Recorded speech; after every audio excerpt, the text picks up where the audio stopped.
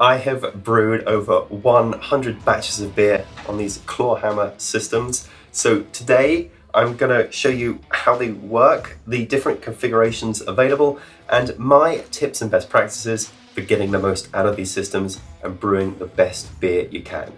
Let's go.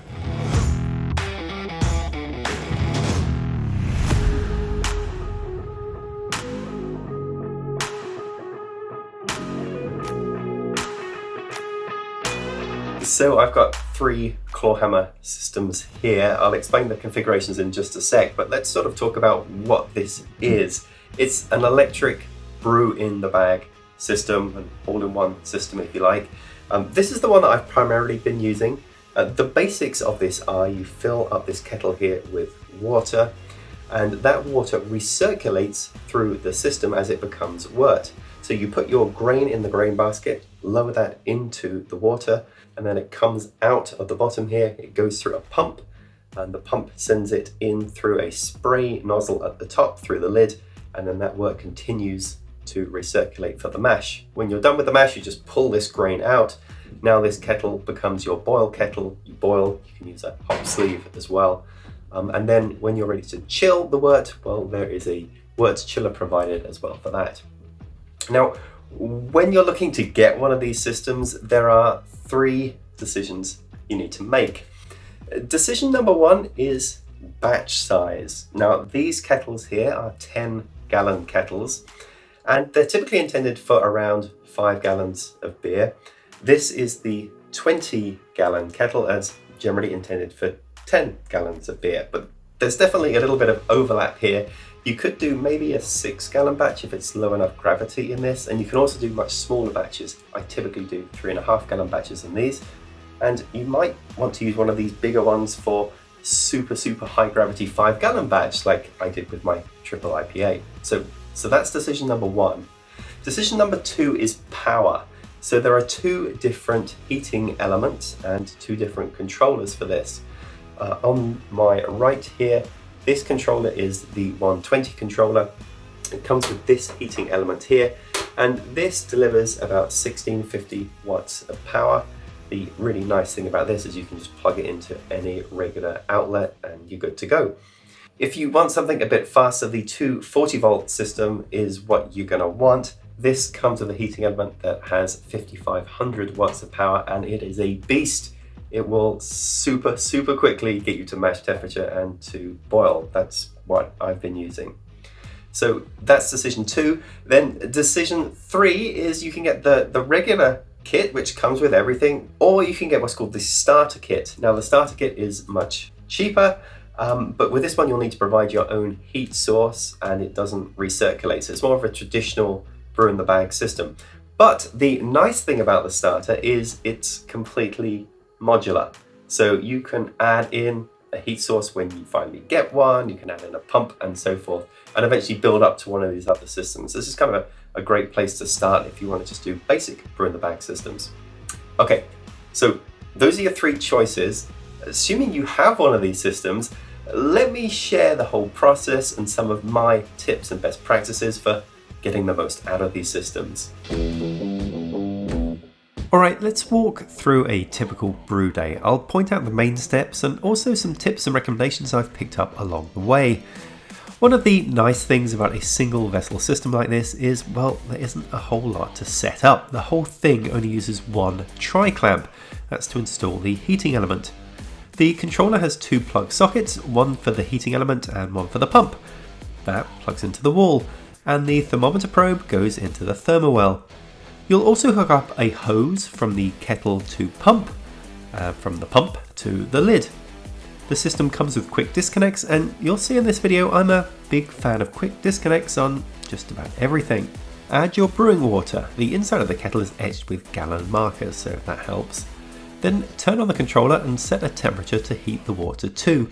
I usually set this a few degrees above my desired mash temperature, as adding grain will drop the water temperature a little bit. Now, the idea here is the controller will cycle the heating element on and off to maintain a given temperature. Also, there's a calibration setting on the controller, and my recommendation here is to calibrate with the volume of water you'll typically use on brew days. This teaches the controller how to reach a given temp without overshooting too much. While the water is heating up, I'll typically measure out my water salts. I add these into a mason jar, steal some water from the kettle, shake and add back in. The 240 volt system reaches strike temp in no time. Literally, by the time I've taken care of water additions and set up my cameras, it's ready. It's a good idea to start recirculating through the pump so everything is at a consistent temp. Now let's talk a bit about grain. The basket that comes with this system means that you don't need a brew bag. The grain milled at my local homebrew store has a medium crush, and I'll typically see around 68% brewhouse efficiency from that. Efficiency drops a bit for high gravity beers, around 62% with really big grain bills. You can bump that brewhouse efficiency number up a good deal by using a finer crush. Crush those grains down to cornmeal if you like. The mesh grain basket can handle it and you won't get a stuck mash. I'm fine with a consistent 68%, so I usually don't bother. Alright, let's brew. With the water at strike temp, turn off the pump, open the lid and do your bit to camera. My name is Martin Keane and I am taking the Homebrew Challenge to brew 99 beers in 99 weeks. Oh, yeah, that's a me thing. So look, get those grains in. I'll just dump them in and give them a quick stir with a whisk or a paddle. And no, sorry, I don't remember where I got this giant whisk from. Add the lid back on, turn on the pump, and away you go.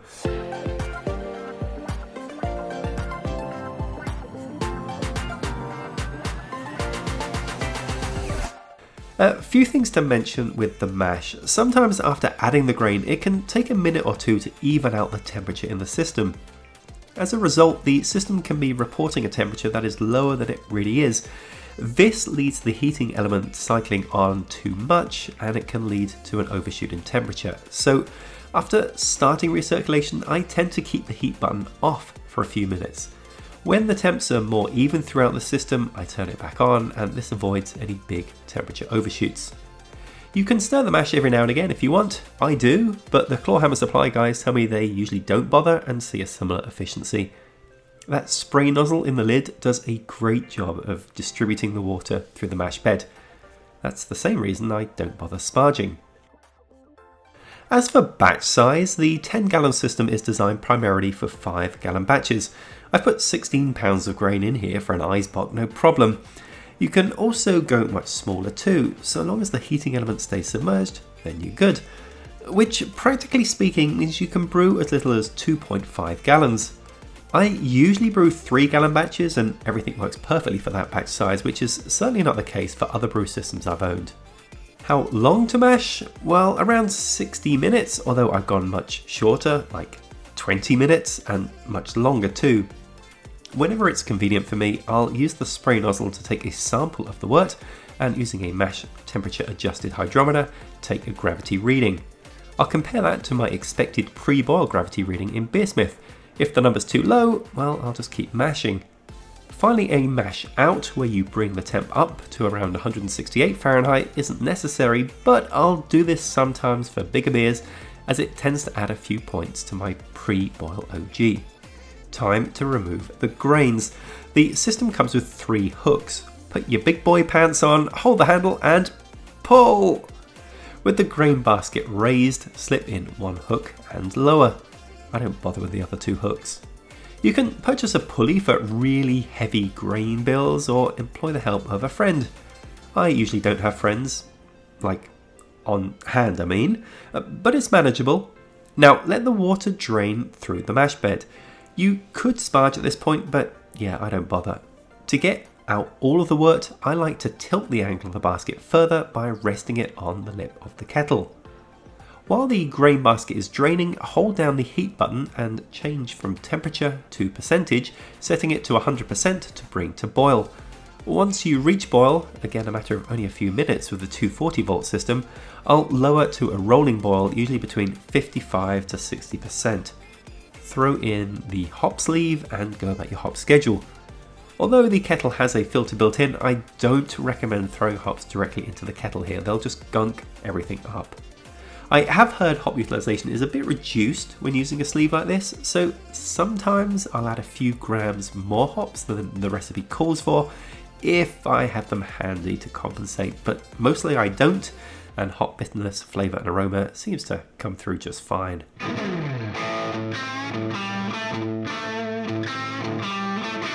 While the wort is boiling, use that time to clean the grain basket. Dump out the grains, then rinse it out. I used to use the spray hose for my sink for this, but on my visit to Asheville, I saw Ross use a hose, and you know what? He's onto something. A hose seems to do a much better job than a spray of cleaning out residual grains. Thanks, Ross. 10 minutes before boil ends, hook up the plate chiller. I've added quick disconnects for the hoses too. You don't need the garden hoses yet, but add them now anyway because this chiller is about to get hot. Recirculating the boiling wort through the plate chiller for the last 5 or 10 minutes of the boil should kill off any bugs in there. When boil is done, shut off the heat, turn on the taps and chill the wort by continuing to recirculate back into the kettle. Keep an eye on the temp controller. When you've reached pitching temp or within a few degrees of your groundwater temperature, it's time to transfer into the fermenter. Once done, give everything a rinse. I then backwash the plate chiller, fill the kettle with water and add PBW for an overnight soak. Next day, I drain the water through the pump, rinse the kettle and flush fresh water through the system before disassembling everything. So that's a basic brew day, but this is a very flexible system and you can brew in lots of different ways. I love to do extended mashes with this. Clawhammer sell a jacket for the system so you can put that on and mash overnight. Temps will slowly drop, but you'll stay at mash temp for a good long while. Better yet, I like to perform overnight mashes using the temp controller. I'll set the temp controller to my desired mash temperature and forego recirculation so I'm not running my pump all night. Then just, well, leave it. That temp controller will cycle the heating element on and off indefinitely, holding the temperature. This is great if you want to throw in your grains before bedtime, then return to fully mashed wort the next day and move straight to boil. Taking that one step further, that setup is fantastic for kettle souring. I'll add lactobacillus, set the temp in the 90 Fahrenheit area, and then put the lid on and seal the top with some foil. That will hold the temperature for days. The boil will then kill off the lacto when you're ready, and now you have soured wort without exposing your fermenters to the souring bugs. The temp controller is also handy for whirlpooling. I'll chill the wort just real quick through the plate chiller, then hold it around 180 Fahrenheit for 20 minutes. It's hard to create a proper whirlpool with just the pump and tubing alone, so bring along a paddle if you need to. So yeah, I've been brewing beer in these things for nearly 2 years now, and I do enjoy the simplicity of a single vessel brewing system, but also the flexibility where I'm able to do all sorts of things like overnight mashes and souring in the kettle and so forth. I've put links in the description to all of these different configurations if you want to check them out yourselves. But yeah, that's my Clawhammer system. A lot of people have asked me to sort of share my experiences with them, so there you go. So I guess I just need to kind of clean these up now and get brewing my next batch of beer.